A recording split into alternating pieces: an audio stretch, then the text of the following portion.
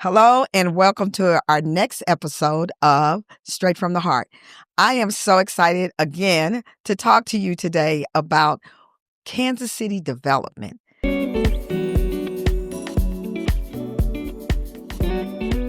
Now, we know that there's a whole lot of development going on in Kansas City. There's a lot of money out here, and there's a lot of developers and contractors. And the ideal now is, how do we bring the two together?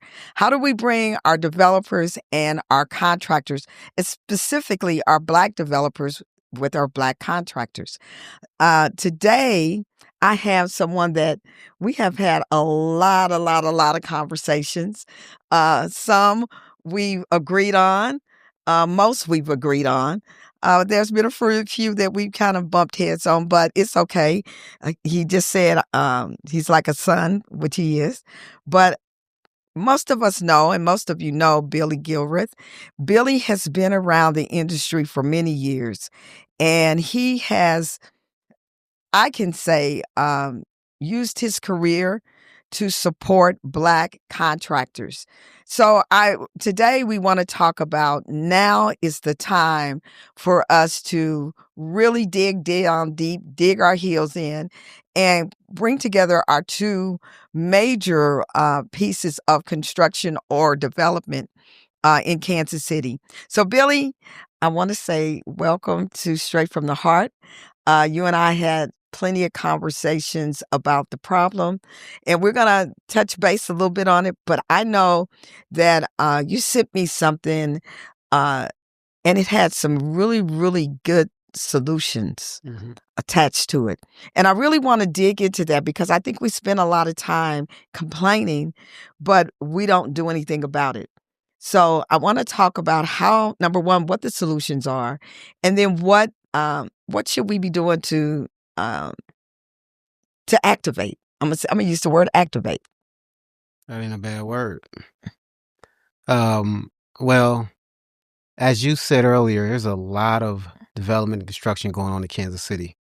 And even more so, there's a lot of people that look like us in charge of development in Kansas City. Mm-hmm. And so we've got to kind of get in a room, have a conversation, some dialogue, maybe some presentments about who we are, what we've done, and what we can do. Yeah. And look at how we bring those opportunities together and place the resources with them. And those resources just happen to be contractors with the developers. Yeah. So I know with the amount of development and construction going on in Kansas City, there is a shortage of contractors being utilized. And if there are contractors that have the experience and have the capacity and have the capital, the question is, why aren't they being utilized? There's been somewhat of a kind of a gap, especially in between those who produce, right, and those who actually do the work. Okay. And so the developers, and for what it's worth, their process to get to that point has been a tough process as well. Yeah. So we don't give passes, but we do understand. Right. So we want to make sure we're clear in identifying that we do understand. Right. A lot of times the developers, as they label themselves, are not in decision-making capacities. However, they're on the front lines of the development. And so we have to find out how to balance that. That's and that's that was, it kind of answers, but one of the questions that I had was, we have several development organizations that are doing large developments, but yet and still, I had a conversation with one that was saying, I've got this work, and I'm being attacked for not hiring minority contractors, but I don't have any that have the capacity, the capital to do the work. And then there's this stigma too that they don't show up. Well, let me say, attacked Far from it. They call it. Pull the rug to your feet or whatever. Yeah. The term. So accountability is a thing in our community that we lack, and transparency. Those two words require something different. Right. And so, because we're identifying the opportunities and realizing that we're not being considered, our response to that may seem like an attack. But when you look at the lack of economics happening in our communities, the businesses not growing, Right. the opportunities to train and hire people in the community, well, that feels like an attack as well. Yeah. So, Yeah. I mean, everyone has to step back and look at it and say, well, we can't be saying the same thing and getting different results. Correct. Something has to change. Yeah. And Yeah. so that's where we've been. So that's what we have to address. So we don't want to feel like we're coming across as we're going to do something to somebody because, it's not like that. But at the same time, the impediment of our community with resources leaving, economics leaving, that has a significant impact. So, and my question is this, because if you say that we don't have, and I'm not saying we don't, I'm just saying if that's my answer when someone asks why, then what are we doing to sit down and come together and see how we can build those capacities for these businesses? And not saying we do the work for them, but give them opportunity to get the experience and to put them in position to build those opportunities. I know that one of the things that when you look at, there's a program that the Harlem Black Chamber is working on right now, Strisphere. And I would love to have the Black developers or even the largest Black contractors that we have. You may not be prime yet, but to be able to partner them with the small contractors that we're training right now in an 11-month program to get them to understand first the industry that they're in and how to do their business, and then helping them get the capacity and the capital that they need or be in position to get the capital. Whereas we have a partnership with Jay Dunn that would say small hanging fruit. So if they have maybe a $5 million project or a $3 million project, and they can find a way to bring on a smaller contractor to do a smaller piece of work than trying to put them on a $300 million project. Is there a way that we could do the same thing with our Black contractors that are making it out there, that are working out there, that they would also reach back and say, okay, I can mentor, or I'm not asking them to support them. I'm not asking them to do their work, because that's what the program is for, but to give them the opportunity so they can grow. Do I make sense? Absolutely. So the thing you're discussing is the will. Yeah. And so when you think about those in decision-making capacities, they have to have the will, the desire, right? Yeah. The heart to say, I want to require or mandate a joint venture for a minority or a smaller firm, and then with my larger firm. That will ensure the capacity needed. That will build the capacity that's needed there. Also, it mitigates the risk. Yeah. And so when you say risk mitigation is big in the finance world. Yes. However, the bigger component is building the capacity. Yes. Right? Yeah. Bigger than capital. That's right. Bigger than capital is capacity. That's right. Yeah. So there is a viable solution. Again, it takes the will. Yeah. You've got to just make a decision. And I think that goes for any business. We have to make the choice to invest in us. Yeah. Straight up. No ifs, ands, or buts. Yeah. With the current political climate, the way things are happening, yeah, it is almost as a blessing that we're being forced to have to consider. We're not being forced to do it yet. Yeah. But at least we're being forced to have to consider. And so now what we have to do is take full advantage. And so knowing that there are contractors who don't know who the developers are, Yeah. knowing that there are developers who are not aware of who the contractors are, their capacity, Yeah. what they do, or how long they've been around, or any of that. I felt that it was appropriate to call us up and say, "Hey, let's sit down and have a dialogue." So, and that segues into I guess you could say a meeting, a connection meeting that you have put together that is going to take place this month, actually next week on the 20th, and from 6 p.m. to 8 p.m. How has this been um, promoted? And do you have a lot of contractors and developers signed on?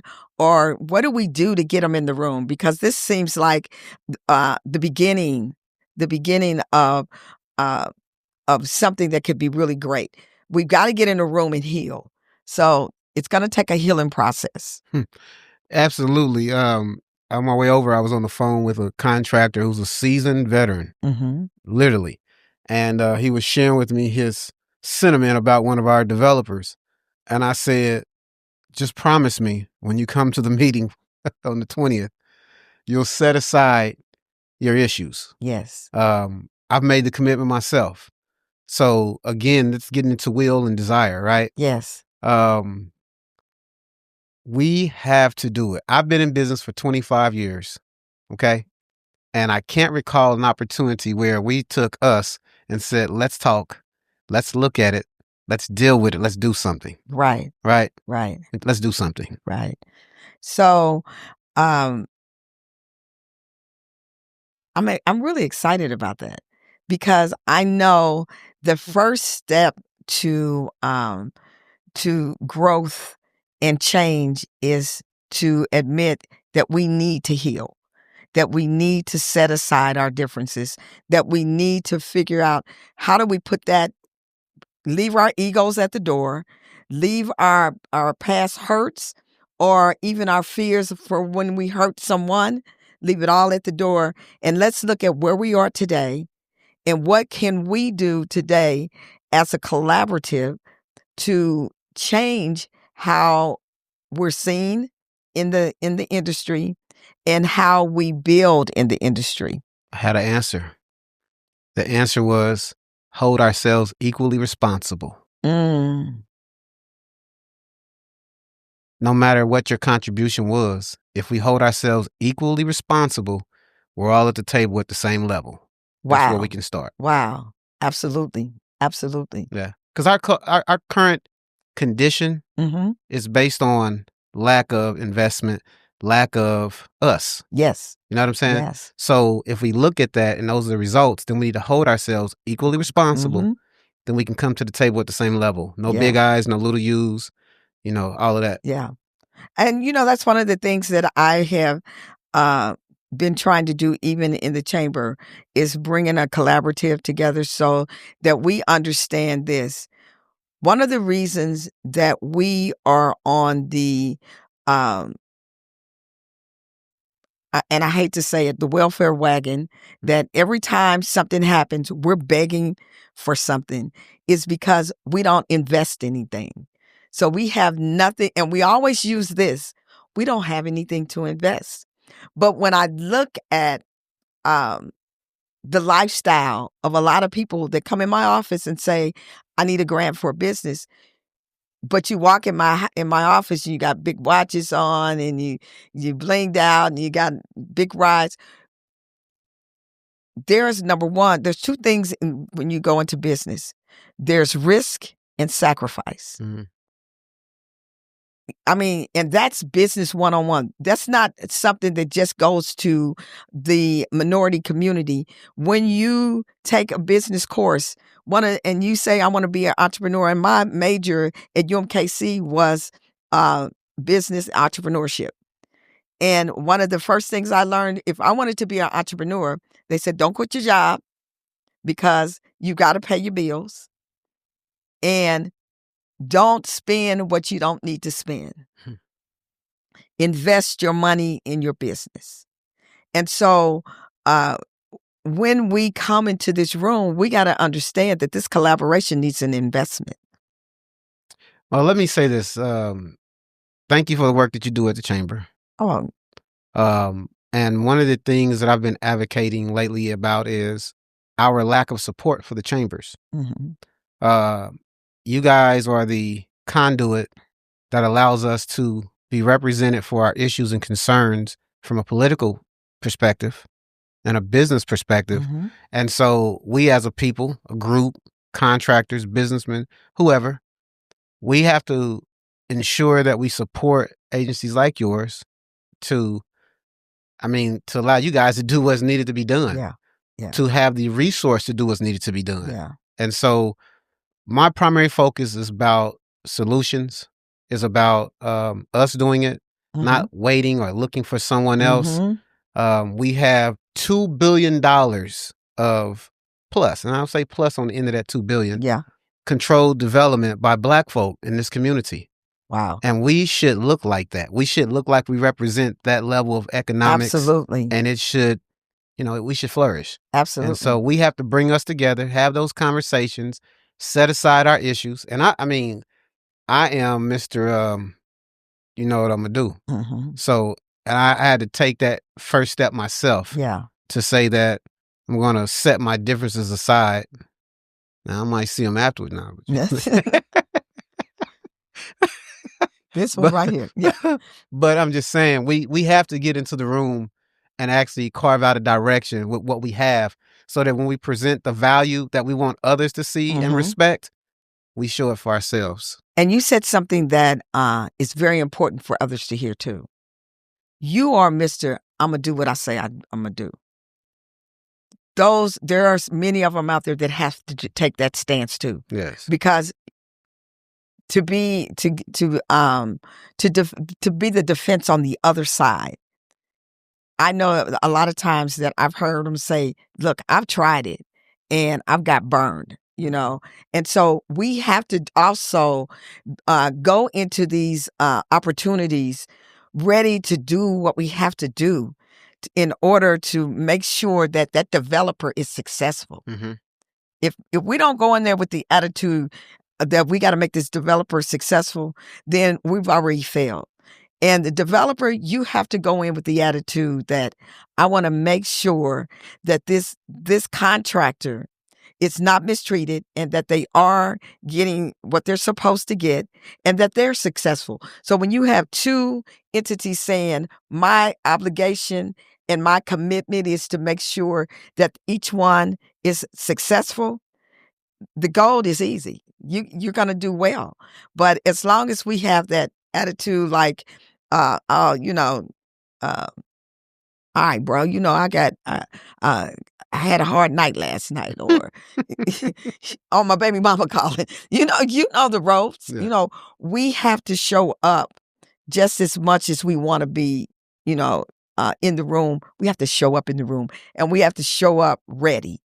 And I've seen, both sides. I know that there are contractors out there that have the ability, have the capacity, have everything they need, and will show up and will be accountable. But then there's those out there that will not show up, or will show up and won't do the right thing. I mean, sometimes I'm even disappointed in those who have had opportunity and they just blow it off, knowing that we're in a situation, whether we like it or not. Mm-hmm. We've got to do twice as much as anybody else. And we are our own worst enemy. If you fail me, I ain't never going to use it again. But if I'm going to say AB May fails me, I'm going to call either AB May back, or I'm going to call MVP. But I'm always as a minority expecting what I won't even give. And that's hard for me. Well, and that really kind of segues into one of the critical points of the lack of opportunity, because boots on the ground represents success, Mm-hmm. represents, wealth Mm-hmm. and forward progress. Right. And so ensuring that we have Black contractors on these projects gives us more of an opportunity to put boots on the ground. Right. We have a countrywide crime epidemic, especially with young Black men, but you also have a countrywide epidemic of them not being on the construction sites. Yeah. You know what I'm saying? Yeah. And so there's a trade-off there, but it's Yeah. yielding bad results. Yeah. So we've got to do better. We've got to, again, have the will and the desire and actually commit to doing it. Yeah. Supporting the chambers, ensuring that we're considering us, boots on the ground. Yeah. Right? Yeah. That's how we do it. Yeah. Well, in this collaboration that you're bringing together, I think this is probably the first time since I've, been in the industry and being over the chamber that I've had someone to actually come in and say, look, I'm ready to put all my differences aside. This is too important for us not to come together. And my hope is that there are others out here saying it's time, especially in this political climate. We've got 3 more years. I know it already feels like that the 4 years have been done in less than a year. I mean, we still haven't met a whole year. And it feels like 4 years of damage. So the question is, what are we going to do to get through this next 3 years and possibly beyond? Because this political climate looks like there's so much more that's about to happen on the political level that as a chamber, let me say this, as a chamber, if I'm spending all my time trying to do local healing and collaboration and getting us to come together, while on this next level, voting rights are getting ready to be on the line. The Constitution is getting ready to be burnt up. I mean, there's so many things that are happening. We have a country that the highest court, who is supposed to protect the law, is now breaking the law or supporting the breaking of laws. We have got to do something to be ready. And that's why I'll still stand on my staying point. We've got to support the chambers. As businesses, we are to contribute the resources to allow you to go out and fight the fight. Yeah. I know that you're a part of several pieces of legislation that are happening currently to divert what the current political climate is trying to put into the, into play. And so without the support of the businesses, right? Yeah, and that it's hard. Yeah. It's hard. And so it's really a full, what they call it, the food chain or whatever. Yeah. Ecosystem. Ecosystem. That's if you're doing development and you're hiring your people and those people are hiring your people and each one of those entities are supporting the chambers, it's a well-fed machine. It is. It's a well-oiled machine. You can go out and do political carnage that we need to reinforce and support us. Yeah, absolutely. So, I've been advocating support the chambers. Amongst that, support us. Yeah. Us support us. Us support us. Yeah. Absolutely. It's imperative. It is imperative. And one of the things I can say that I found too is we talk about being included, but we're very exclusive. And I think one of our biggest issues is our lack of understanding of economics, our lack of understanding of politics, and the fact that we, number one, haven't healed within ourselves and wonder why no one wants to come inside and spend their dollars like we go outside and spend ours. I don't feel it's wrong for anybody to spend your money wherever you want to spend it because you want the best value out of what you spend your money. You should. But we should also be able to have vibrant businesses and services that will bring in outside dollars.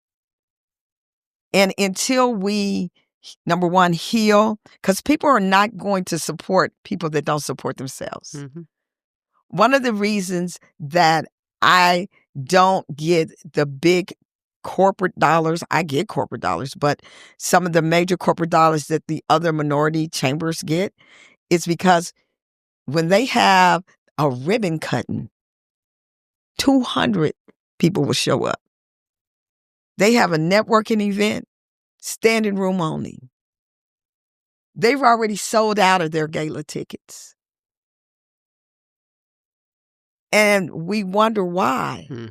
We look at it like they don't support us. We don't support us. Business is about numbers.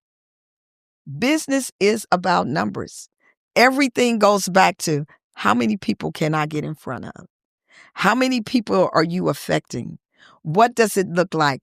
And because we are so splintered and because we don't support one another at all, on no level, we are fighting on this. We gotta do it within ourselves. We gotta do it within ourselves.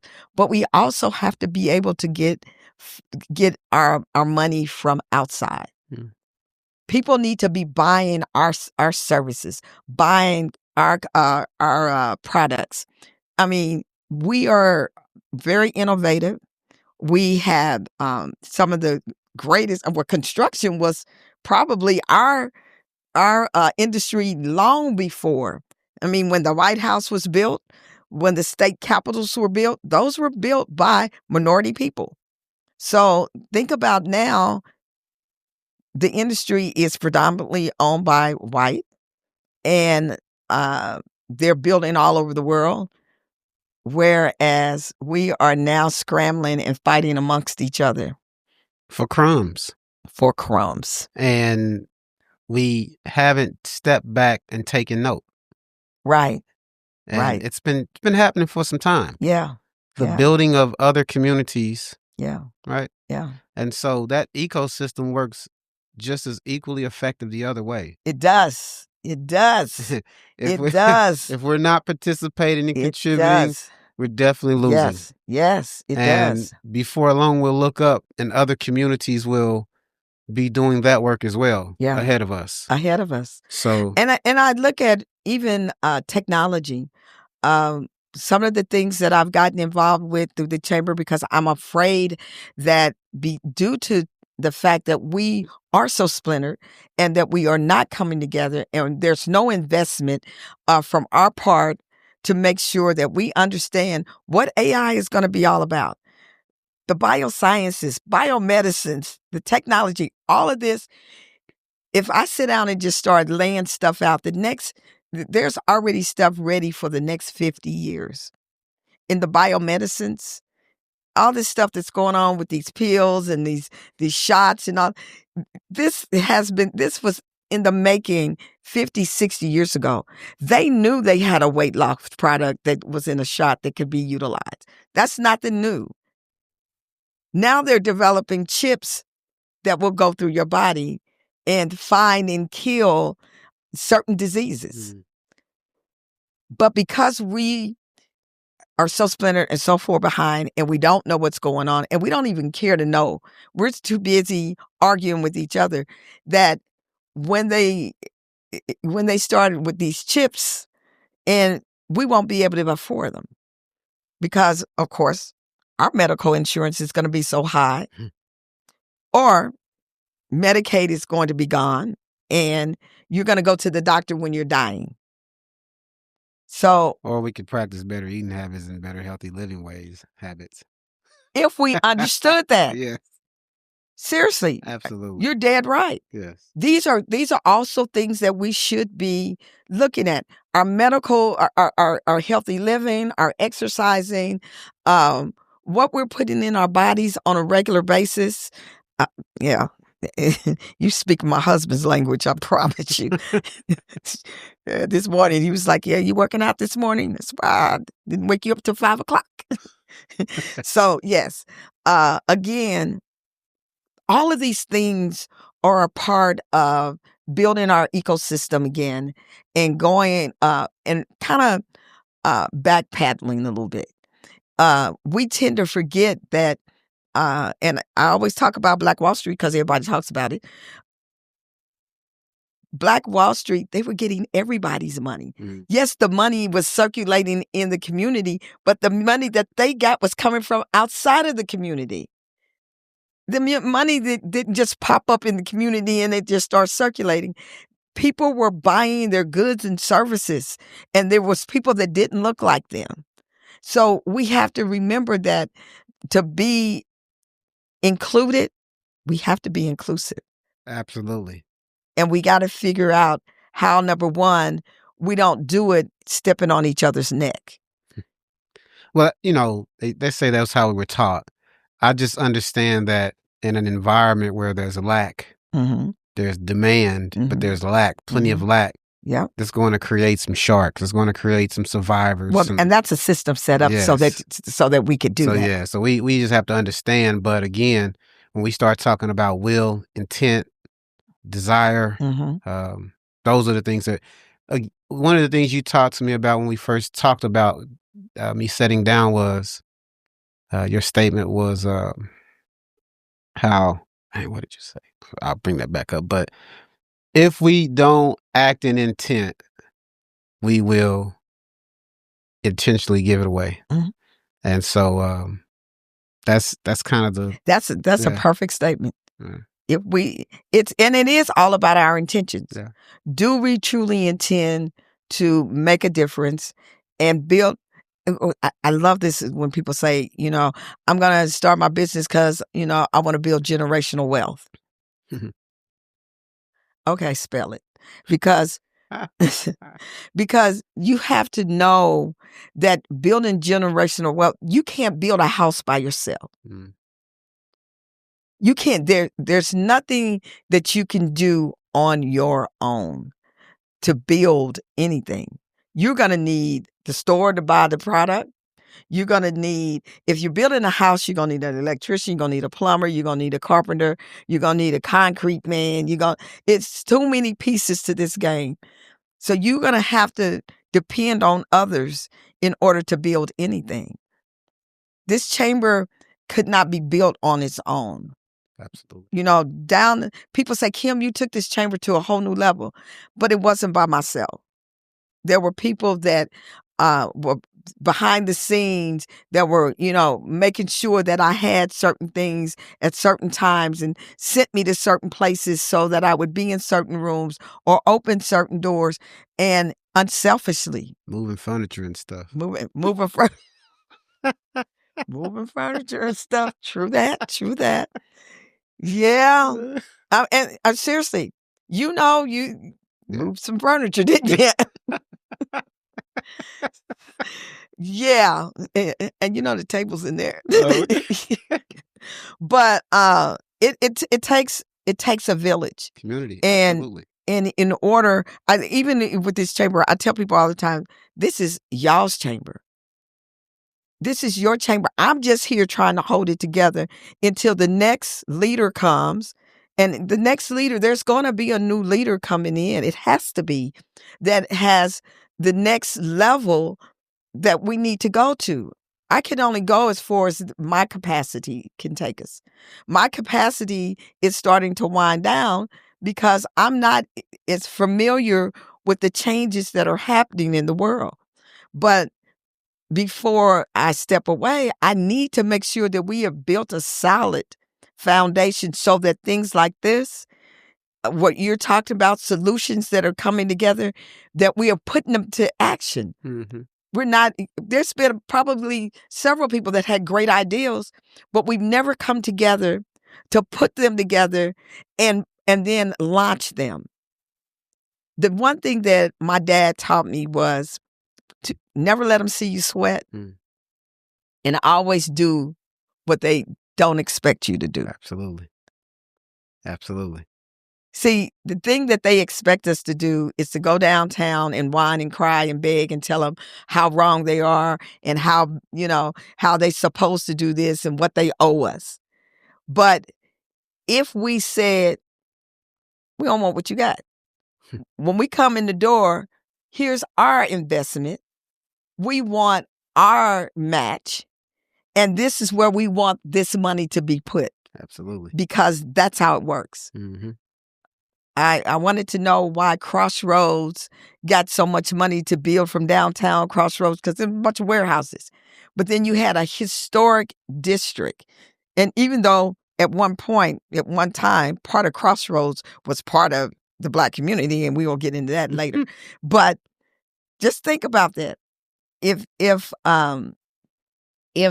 they spent that much money down there, how did they do that and why? Well, the people that invested their money and got the match, they decided where the money was going to go, and they dropped a few coins on 18th Street because that was part of a CRA or whatever it is. And y'all do with it what y'all want to do with it. And we still down there fighting about how to spend that. Mm-hmm. So we've got to do a better job of bringing our solutions to the table, and then strategizing, and then activating. Absolutely. That would be a total surprise and a total, like, I didn't see that coming. Well, I'm going to, last tag about the event, November the 20th. It's out in Raytown, a feel-good spot, Peridot. Okay. And I'm gonna give you this address too. It is 8809 East State Route 350 Highway, Raytown, 64133, and it is from 6 p.m. until 8 p.m.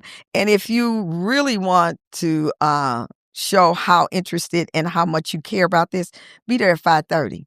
Yes, and RSVP. The RSVP is really to capture the list. We don't have, we don't have phone books anymore, so we don't have a directory listing of who the Black contractors are.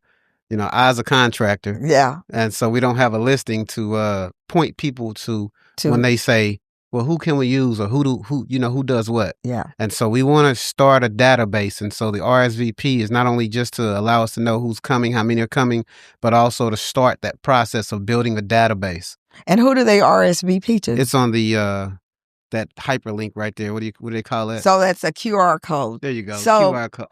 If you really want to participate and show up, and I'm challenging, but I'm also basically begging you to show up, to RSVP and show up.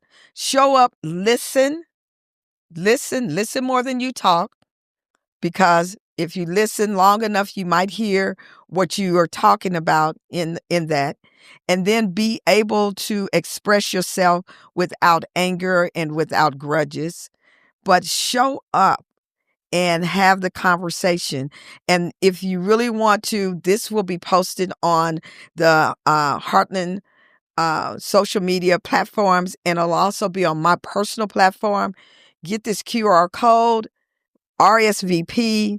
Please, please, please. This is an opportunity. We cannot waste this. This is not about anybody's personality. This is truly about changing the direction in which our community is going, and we're running out of time. So absolutely. I am going to end this show. I was really glad because this morning I was thinking I need a second guest. Now I always can get my co-host Khalid to come up, and we can always shoot it. But it was really good for Billy and I. We were talking, and I said, "Hey, what are you doing this afternoon?" And I appreciate you always coming through for me. Anytime. Regardless. This is the guy that banged on my door in the middle of the night because I didn't answer my phone. So, yes. He's like a son. Billy Gilbert, thank you so much for coming. Thank you for having me. You have been watching Straight from the Heart. This is a production that can only be put together by AGA Production. These guys are the #1 production company in Kansas City. I think that anyone that's looking for good production, you want a podcast, photos, if you need your program videoed, give us a call. And you want top-notch movie quality, that's who you want to call. Thanks again, and looking forward to talking to you again on Straight from the Heart. I crossed my eye.